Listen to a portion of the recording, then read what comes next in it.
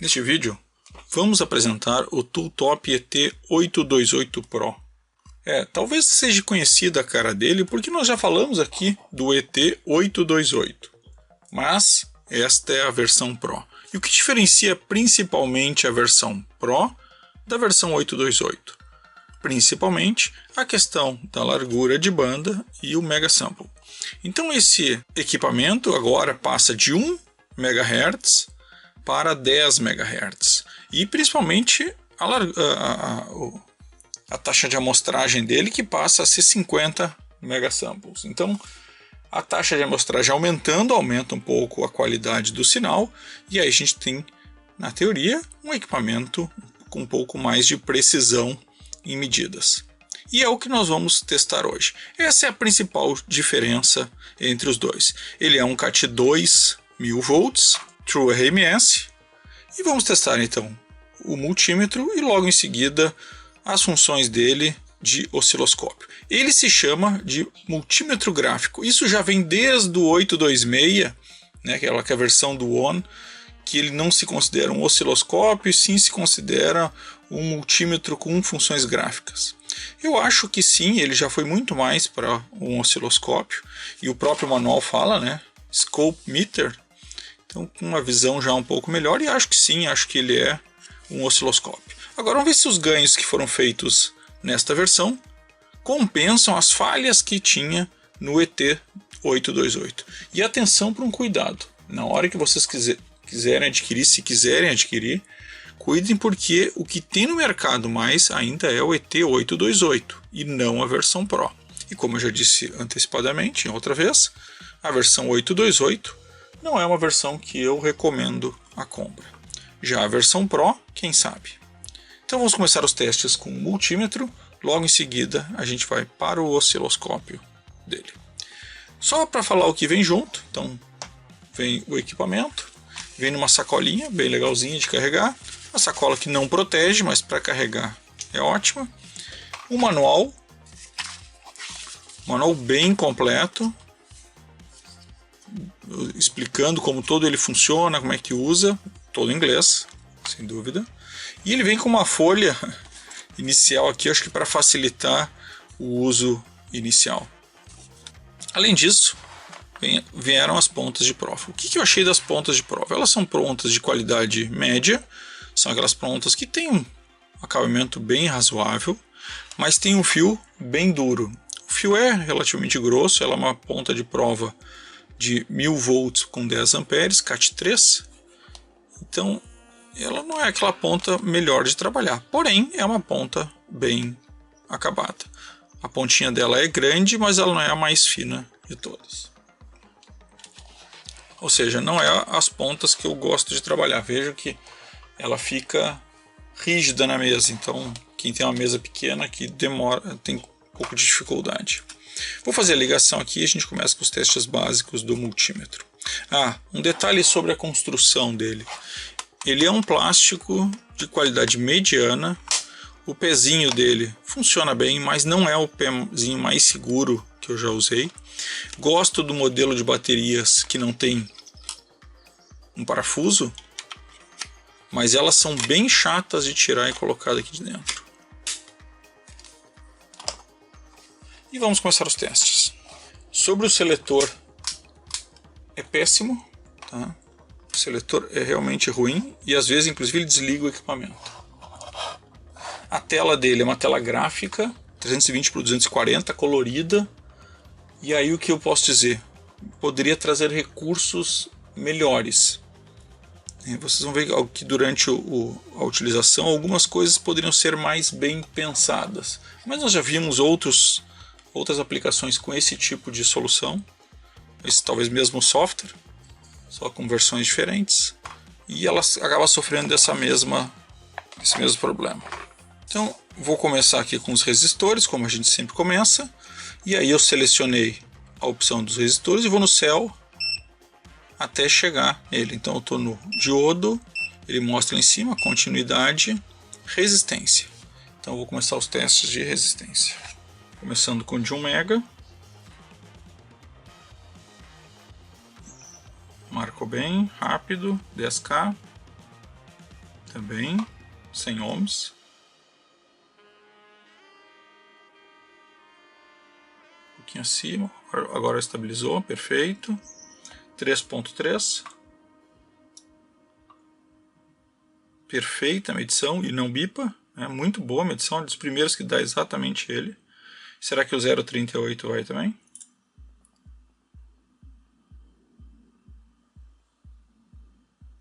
Olha, 0.4.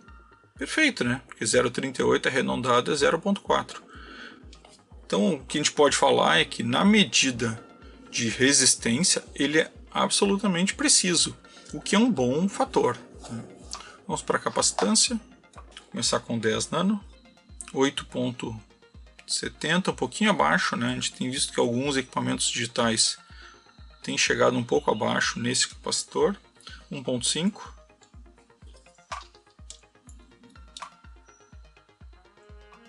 1.5, também um pouquinho abaixo, mas acho que muito bem dentro da ideia. 100.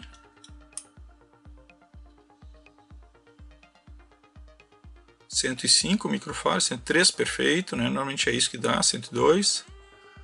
Muito bom. E agora vamos para o 3.2. Como ele vai a 100 milifarads, então o 3.2 deve ser uma barbada para ele. E é mesmo, 3.248. Então o que a gente pode ver é que na questão medição até agora, ele vai muito bem. Vamos para os diodos. Volto para a opção genérica e vou nos diodos. Selecionar diodos. 5.5, perfeito. 5.1, um pouquinho abaixo, né? Mas ok, nada demais. Aí você liga o LED 1.77. Ligou o LED, opa. 1.74, deu um pouquinho abaixo. Será que vai no 2.5? Tá lá, 2.43. Muito bom. Vamos testar agora a continuidade. Continuidade, ele tem uma escala própria para continuidade e uma escala para resistência. Então tem aquela vantagem de eu não precisar não bipar no 3.2. Né?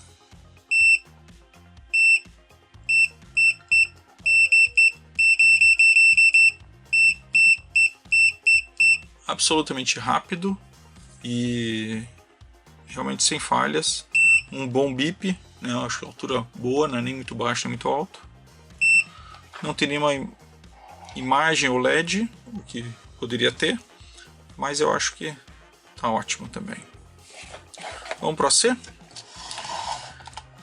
No AC a gente não tem nem NCV e nem detecção de fase neutra. Para tensão, estou em DC, vou para selecionar, vou para o AC.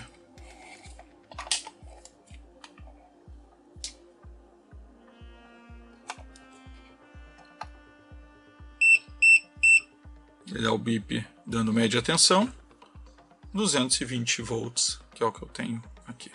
Excelente. Será que ele tem frequência? Tem a frequência também, olha que legal. Tá lá, 60 Hz. Não vou clicar de novo, senão ele vai para o DC. Né?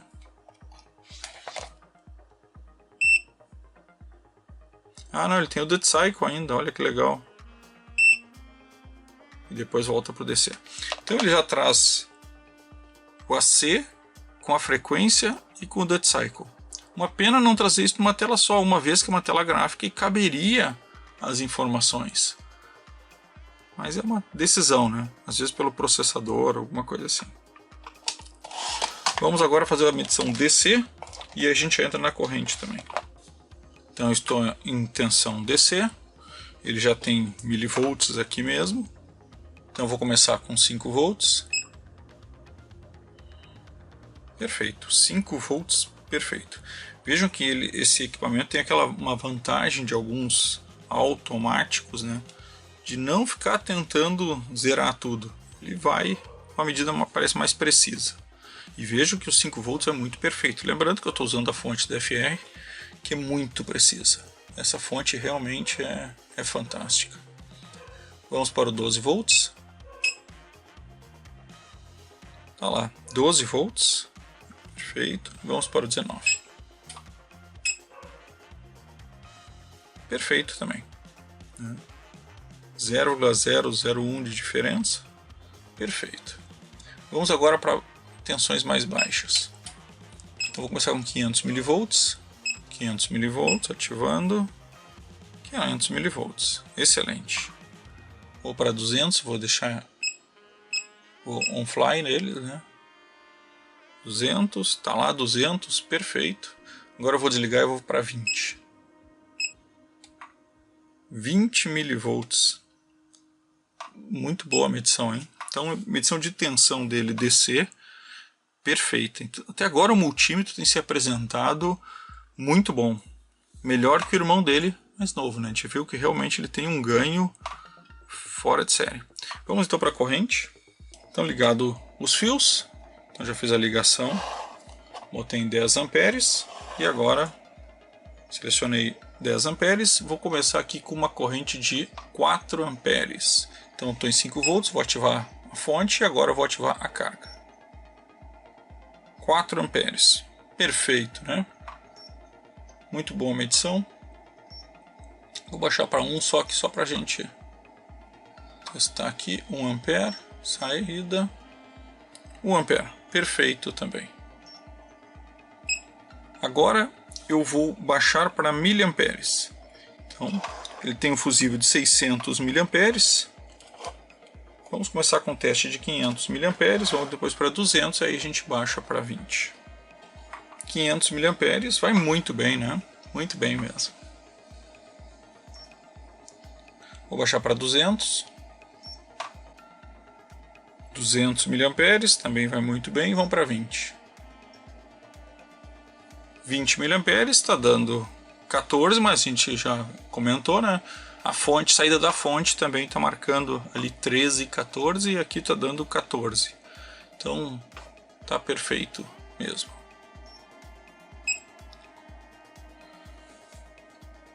Para concluir agora o multímetro, falta a gente testar a frequência. E o estranho é realmente ele tem a escala de frequência. Por que é estranho? Porque ele tem um osciloscópio, então teoricamente a frequência eu mediria lá. Mas ele tem uma escala de frequência, uma escala que vai até 20 MHz.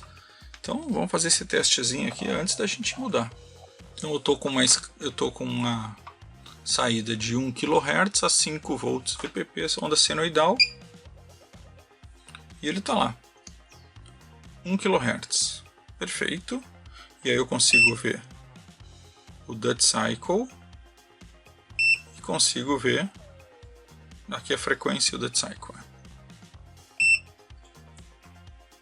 Isso que poderia estar tudo numa tela só, né? Ok. Vamos lá para, sei lá, 300 kHz. 300 kHz, perfeito. Ele vai até 20 MHz, então eu vou direto a 20 MHz. Vamos ficar mudando isso. 20 MHz, perfeito. Então a medição de frequência dele também vai muito bem, 50%. Mede muito bem. Excelente a medição de frequência. Vamos aproveitar agora que nós estamos ligados no gerador de sinais e já vamos testar o osciloscópio. Como é que funciona o osciloscópio dele? Eu seleciono o item osciloscópio e ele já abre a parte de osciloscópio aqui. O que eu vou dizer da tela? Ela não é uma tela muito completa, ela não tem muitas informações, ou seja, é um osciloscópio limitado. Como um outro equipamento que nós vimos não faz muito tempo, inclusive muito similar, esse equipamento ele é muito mais um multímetro com um osciloscópio, né, do que um osciloscópio que tem multímetro também. Isso eu acho que ele mesmo se posiciona assim, porque ele mesmo fala que é um multímetro gráfico. Então eu entendo que o posicionamento dele é esse mesmo. Vamos ver como é que ele atua como sendo um osciloscópio. Vou começar aqui com 1 kHz numa onda senoidal para ver como ele demonstra isso. Coloquei a saída, o botão R é o botão alto. E está demonstrando. Vamos ver como é que ele faz a medição, né? Que é uma questão que a gente vê que é importante. Ele está dando 1 kHz perfeito. ele está dando a VRMS um pouquinho abaixo e ele está dando a tensão VPP também um pouquinho abaixo. Só que uma pequena oscilada faz com que ele chegue nos 5 volts VPP, passe um pouquinho. Ou seja, não sei se por causa das pontas de prova, mas ele não tem a precisão que a gente espera no osciloscópio. Eu entendo que para este tipo de equipamento que não tem uma ponteira de osciloscópio, é uma medição aceitável.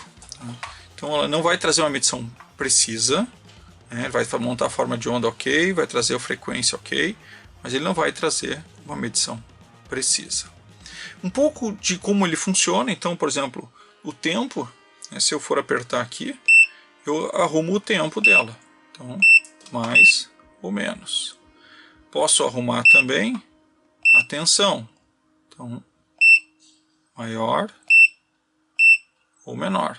Uma das coisas que me chamou a atenção é que às vezes eu coloco maior aqui e ele vai para fora. E se eu quiser descer um pouco o marcador que está aqui no centro, eu particularmente não consegui. Eu consigo mexer no trigger, mas não nele.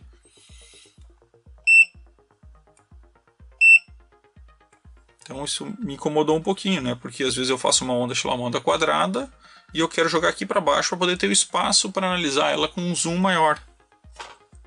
E não consegui fazer isso. Mas ele continua lá com 1 kHz e está lá o VPP no 4.8 e às vezes ele dá uma piscada para o 5. Vamos aumentar um pouco a frequência, já que ele vai a 10 MHz.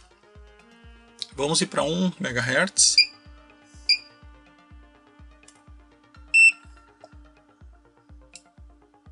A forma de onda perfeita, 1 MHz marcando perfeito. A tensão a mesma coisa e o VRMS também a mesma coisa. Então ele manteve a coerência, digamos assim, sendo em 1 kHz ou em 1 MHz. Vou para 5 MHz.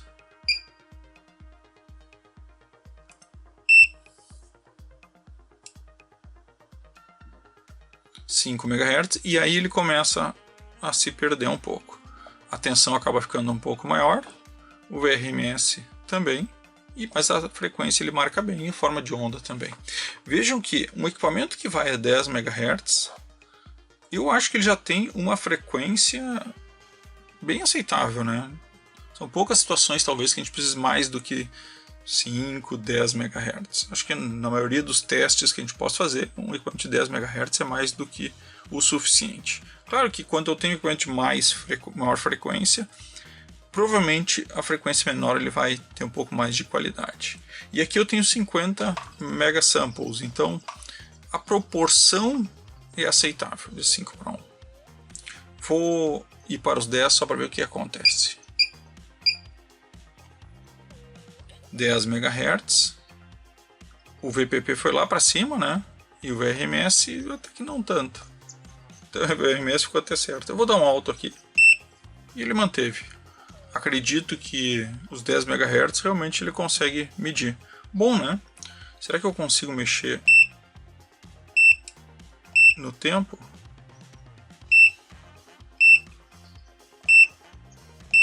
Consigo abrir mais o tempo, né? 200 microsegundos é o máximo que ele faz. Nanosegundos. Não consigo abrir mais que 200 nanosegundos, porque me parece que a onda está bem pontuda. Só que eu não consigo abrir mais para poder testar. Mas eu acho que 200 MHz ele aceitou. Vou baixar aqui para 1 kHz novamente.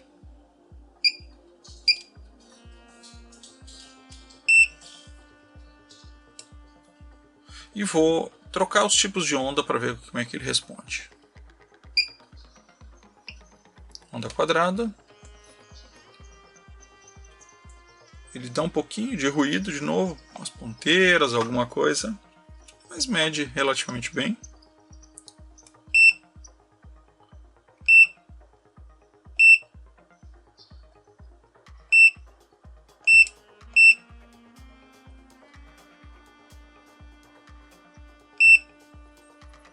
Vejo que para uma análise ele chega a mostrar que tem um pequeno pico, que a gente sabe que essa onda quadrada tem, mas eu não consigo fazer uma análise mais detalhada com ele. Então ele serve sim para ver se eu tenho um clock rodando, se o pulso está ok, para entender um pouco a forma de onda de uma fonte chaveada. Então, para isso, sem problema nenhum. Mas se eu quero ir na precisão de analisar realmente a onda, aí não é este equipamento que vocês precisam.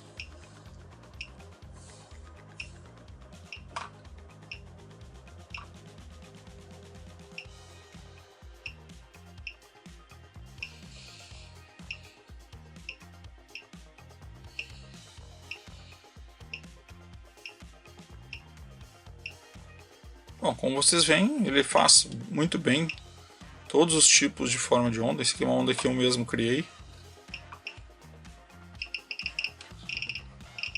E tá aí.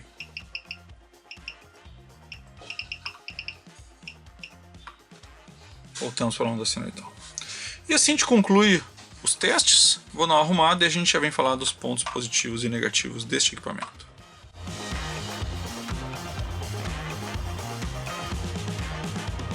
Então vamos fazer aí os pontos positivos e negativos do ET828 Pro. Para começar, eu acho que sim, ele foi uma evolução muito grande para a versão 828. E não recomendaria 828, mas a 828 Pro eu gostei. É um equipamento que hoje eu usaria? Não. Por quê? Porque eu acho que nós temos aí equipamentos um pouco melhores. Mas a gente tem que considerar a faixa de preço dele, né? O multímetro dele respondeu muito bem. Já o osciloscópio funciona bem também, mas um osciloscópio simples, né? Sem muitos recursos. O próprio trigger, que eu não cheguei a mostrar aqui, ele é limitado, né? Então ele tem aí o level, tem os modes do trigger, mas ele é basicamente um trigger bem limitado. A tela dele é uma tela escura, não é uma tela fácil de enxergar. Eu estou tentando mostrar no vídeo o melhor possível, mas não é uma tela muito fácil de enxergar. Ela é uma tela que precisa um pouco de detalhe, mesmo sendo uma tela com uma boa resolução. Ela tem controle de brilho, mas não tem muitas opções de brilho, né? Mas é para economizar a bateria, porque na tela no brilho mais baixo é difícil de enxergar. Uma coisa que eu não mostrei que é legal, ele tem como gravar as formas de onda. Então, se eu quiser gravar uma forma de onda, eu aperto S e fico segurando. Ele traz a parte de gravação. Essa aqui é uma onda que eu já tinha gravado antes. Se eu quiser gravar o que eu estava agora, eu fico segurando. E aí eu estou gravando agora a que eu estava. E aí eu tenho as formas de onda salvas. Andando aqui do lado, eu vou vendo as formas de ondas que eu tenho salvas aqui. Então eu quero salvar nesse outro local, salvo. Então eu vou andando e vou sobrepondo ou salvando como eu quiser. Talvez tenha alguma utilidade que eu particularmente não saberia agora. E por fim, falando um pouco da construção, ele não é uma construção primorosa, né? Um material plástico não dos melhores, né? Um pezinho simples, mas honesto. Eu acho que dentro da proposta de valor dele está bem dentro da ideia. Esse seletor poderia ser melhor, realmente deixa bastante a desejar. É isso. As pontas de prova, como eu comentei, não são pontas ruins, são pontas até robustas, mas não são as pontas ideais, né? Ponta com fio bem duro, bem marcado, mas uma ponta de qualidade bem aceitável. E tá aí. Esse é o Tooltop ET828 Pro. Eu acho que é um equipamento que pelo custo pode valer a pena, mas não é o 828. De novo, vou deixar esse lembrete. Olhem aí o link que eu vou deixar aqui na descrição, porque vocês podem cair no ET828 achando que é o Pro e não é. E aí é um equipamento bem diferente, bem mais simples. Esse aqui vale a pena. O outro talvez não. Então, pessoal, era isso e valeu. Um outro ponto bem negativo dele é para tirar as pilhas. Colocar, até tem um jeitinho que ele até explica no manual, porque é ruim, mas tem um jeitinho. Mas para tirar é um inferno. Só com uma chavezinha.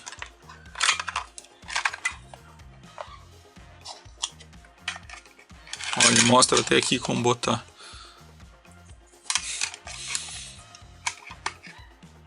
Agora sim era isso. Valeu.